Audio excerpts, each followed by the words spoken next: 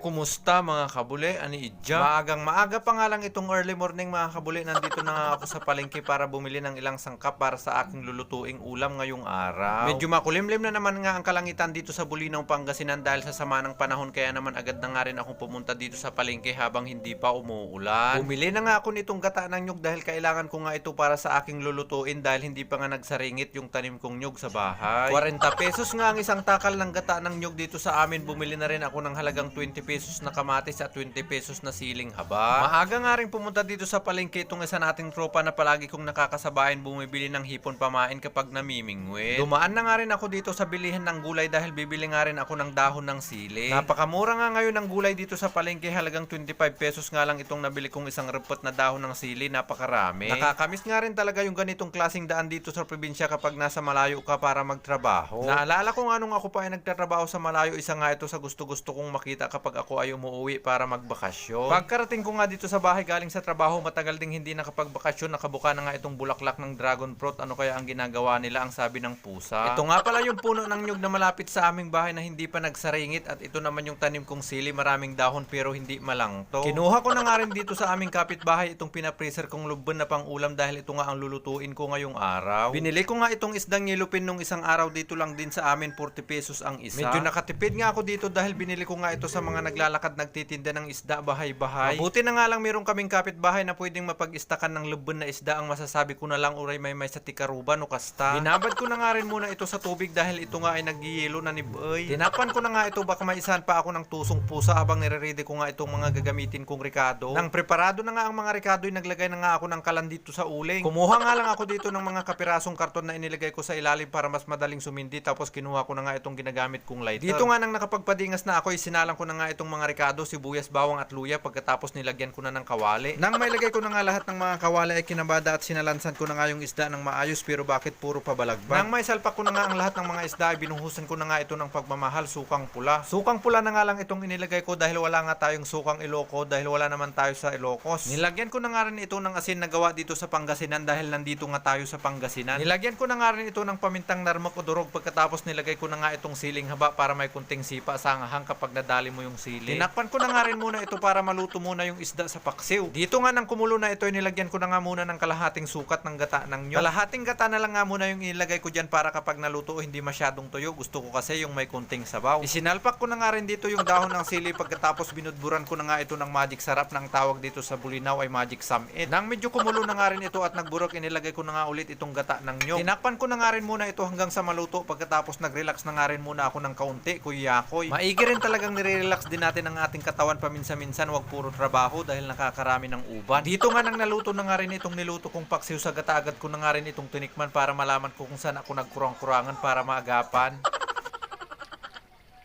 Puro Diyos, quality. Medyo umalsum yan, ininin.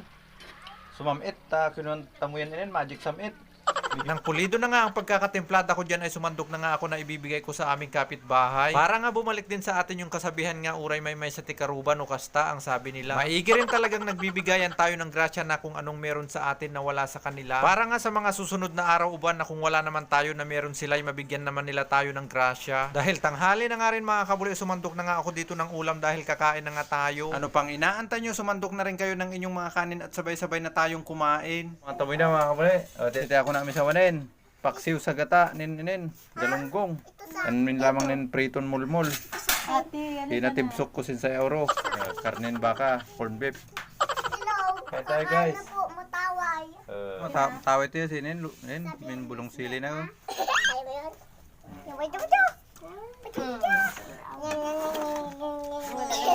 Dito nga habang kami ay kumakain, gusto ko nga lang ulit magpasalamat sa inyo mga kabuli dahil sinubaybayan nyo na naman itong aming maikling pelikula hanggang dito sa dulo. At kung napatawa at napatakam na naman namin kayo for today's video mga kabuli, sana wag nyo naman kalimutang i-like at i-share itong aming video upload. Hanggang dito na lang po, kita-kits na lang po ulit tayo sa aming next episode.